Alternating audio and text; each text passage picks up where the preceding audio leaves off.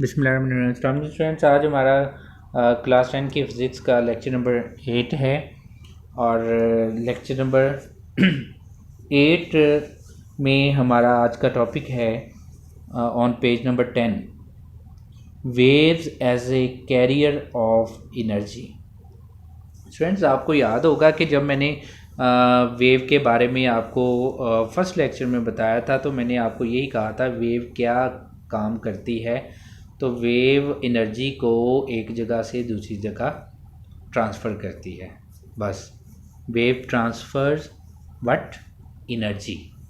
ये आपका एक MCQ भी है इस चैप्टर का। स्टेटमेंट आती है वेव ट्रांसफर्स, नीचे 4 ऑप्शन में डिफरेंट डिफरेंट दी होती हैं। एक ऑप्शन होती है एनर्जी, तो आपने राइट ऑप्शन पे मार्क करना है और वो है एनर्जी। वेव जो है ये एनर्जी को एक जगह से दूसरी जगह ट्रांसफ़र करती है। बिल्कुल ठीक है स्टूडेंट्स। यहाँ पे एक चीज़ देखिएगा कि जब आप स्ट्रिंग के अंदर वेव्स को रिड्यूस करते हो तो आप अपने हाथ से मस्कुलर एनर्जी को ट्रांसफ़र करते हो, स्ट्रिंग के पार्टिकल्स को देते हो, जो हिस्सा आपने पकड़ा होता है, जो पोर्शन पकड़ा होता है उसको मिलती है, वो फिर अगले पोर्शन को, अगले पार्टिकल्स को एनर्जी हैंड ओवर कर देता है, वो अगले पार्टिकल्स उससे अगले पार्टिकल्स को हैंड ओवर कर देते हैं। इसी तरह वेव्स की एनर्जी जो है वो एक जगह से दूसरी जगह इस मैकेनिज़्म से पहुंच जाती है और इसी मैकेनिज़्म को हम वेव का नाम दे देते हैं। ठीक है ना? बस ये बात याद रखें, वेव जो है वो मीडियम में एक डिस्टर्बेंस को कहते हैं। वो डिस्टर्बेंस क्या काम करती है? एनर्जी को एक जगह से दूसरी जगह ट्रांसफ़र करती है। इसी तरह वाटर के अंदर आप पानी के मॉलिक्यूल्स को डिस्टर्ब करते हो। जब आप उनको डिस्टर्ब करते हो तो वाटर के मॉलिक्यूल्स जो हैं वो अपनी मेन पोजीशन से डिस्प्लेस हो जाते हैं, दे गो अंडर वाइब्रेटरी मोशन। और इस तरह एक मॉलिक्यूल दूसरे को डिस्टर्ब करता है, दूसरा तीसरे को करता है, हत्ता कि एनर्जी जो है वो एक फासले तक जो है वो ट्रांसफ़र हो जाती है। तो यहाँ से हम क्या देखते हैं कि वेव जो है ये एनर्जी को एक जगह से दूसरी जगह ट्रांसफ़र करती है मीडियम के अंदर। अब देखें स्टूडेंट्स, एनर्जी को वेव जो है वो एनर्जी को एक जगह से दूसरी जगह ट्रांसफ़र करती है। और ये कितनी एनर्जी को आगे जो है वो ट्रांसफ़र करेगी, ये डिपेंड करता है कि आप डिस्टर्बेंस किस हिसाब से प्रोड्यूस कर रहे हो। अगर आप रस्सी को ज़ोर से ऊपर नीचे मूव करवाते हो, more energy will be transfer in the form of the wave. कम करवाते हो तो कम होगी। इसी तरह पानी के अंदर वेव्स जो हैं वो हम प्रोड्यूस करवा सकते हैं। तो यहाँ पे हमने हम ये देख इस टॉपिक में बस इसी बात में एम्फसाइज है कि किस तरह एनर्जी ट्रांसफ़र होती है। तो आपने बस ये याद है, मीडियम जो है ये पार्टिकल से मिलके बना होता है। जैसे पानी मॉलिक्यूल से मिलके बना हुआ है, जो रस्सी है वो एटम से मिलके बनी हुई है। इसी तरह जो एयर है ये भी मीडियम है, ये मॉलिक्यूल से मिलके बने हुए, हवा है ना तो मॉलिक्यूल से मिलके बना हुआ है। स्प्रिंग है ये भी मीडियम है, किससे मिलके? लूप से मिलके बना हुआ है। तो बहरहाल हम इनके पार्टिकल्स को, वो चाहे वाटर के हों, चाहे वो स्ट्रिंग के हों, चाहे वो स्प्रिंग के हों, चाहे वो एयर के हों, हम इनके पार्टिकल्स को डिस्टर्ब करते हैं, एनर्जी खुद देते हैं। और उनको जब एनर्जी मिलती है तो वो इन मिलने वाली एनर्जी को पूरी ईमानदारी से आगे साथ वाले एडजेसेंट पार्टिकल्स को, एडजेसेंट मॉलिक्यूल्स को, पार्टिकल्स को ट्रांसफ़र कर दे। और वो जो साथ वाला है वो अगले साथ वाले को ट्रांसफ़र कर देता है। इसी तरह एनर्जी जो है वो एक जगह से दूसरी जगह तक ट्रांसफ़र हो जाती है। डिफरेंट एक्टिविटीज़ हैं आपके पेज नंबर 11 पे। इसको आप वहाँ से देख सकते हो, वही बातें लिखी हुई हैं। जैसे मैंने आपको बताया था कि एनर्जी को दो तरह से बाय मैटर ट्रांसफ़र होती है और बाय वेव्स होती है। मैटर में क्या होता है, खुद चल के जाता है पार्टिकल। जैसे बुलेट की मैंने आपको एग्जांपल दी थी, पत्थर है आप फेंकती हो, खुद चल के जाता है और शीशे को लगता है और अपनी एनर्जी उसको ट्रांसफ़र करके उसको तोड़ देता है। दूसरा काम होता है चल के जाए बगैर, जैसा कि वेव है। वेव में याद रखें कि particle of the medium, they do not leave their mean position. वो अपनी मीन पोजीशन पे रहते हैं और वहीं पे रहते हुए आगे जो हैं वो डिस्टर्बेंस को, एनर्जी को ट्रांसफ़र करते चले जाते हैं। तो ये स्टूडेंट्स आपने wave as a carrier of energy इसको सारा पढ़ना है और एक्टिविटी भी आपने अच्छी तरह पढ़नी है। इसमें सिर्फ ये बात है कि आप जो है इसको आगे पीछे अपनी वर्डिंग में ज़रूर लिख सकते हो, लेकिन आपने पढ़ना सारा है।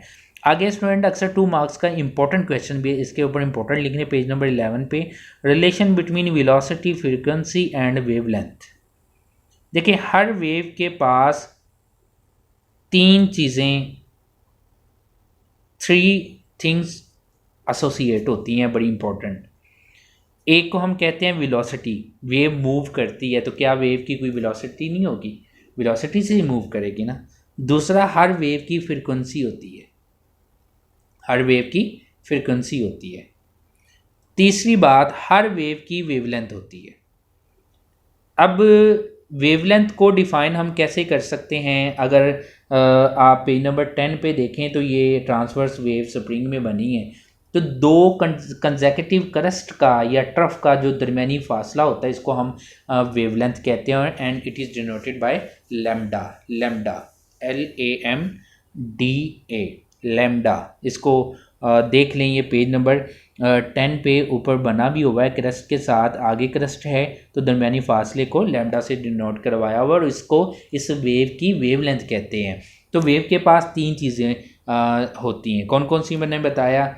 वेलोसिटी होती है, वेव की फ्रीक्वेंसी होती है और वेव की वेवलेंथ होती है, ठीक है ना।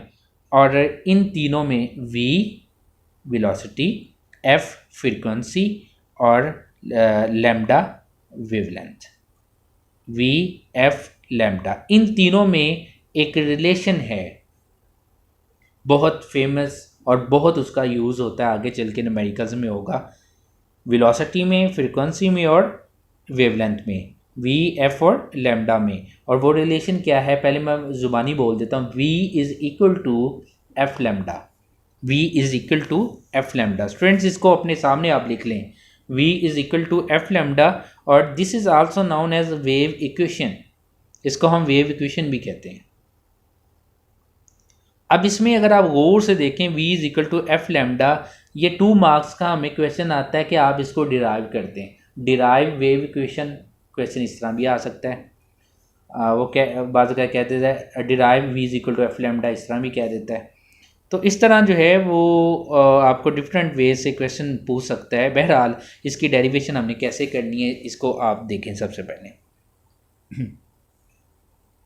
चलें जी, जब हम मीडियम के पार्टिकल को डिस्टर्ब करते हैं आगे ट्रांसफ़र होती है डिस्टर्बेंस, बिल्कुल ठीक है। क्या डिस्टर्बेंस एक ख़ास वेलोसिटी से ट्रांसफ़र नहीं होती?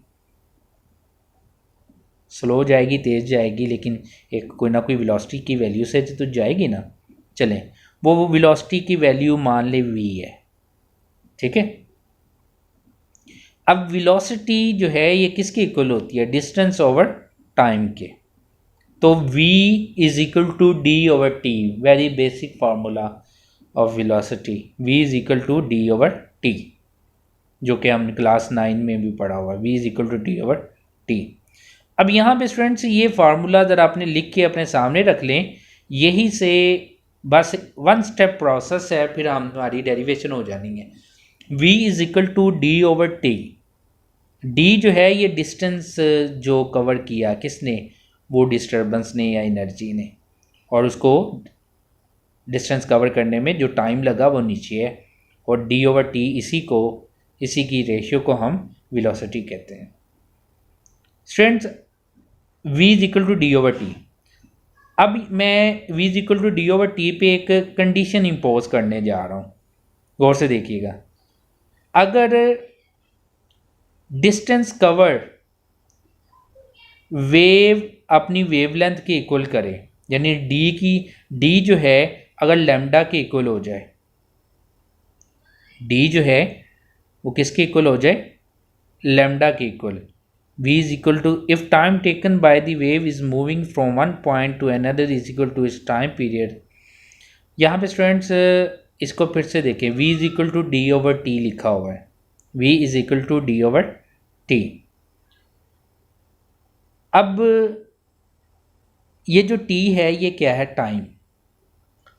अगर यही टाइम पीरियड के इक्वल हो जाए, टाइम पीरियड के इक्वल हो जाए, हर वेव का एक टाइम पीरियड होता है, यानी किसी भी जगह से वेव गुजर रही हैं, आप वहाँ पे खड़े हो जाएं, एक वेव, पूरी वेव गुजरने में जो टाइम लगता है उसको हम टाइम पीरियड कहते हैं।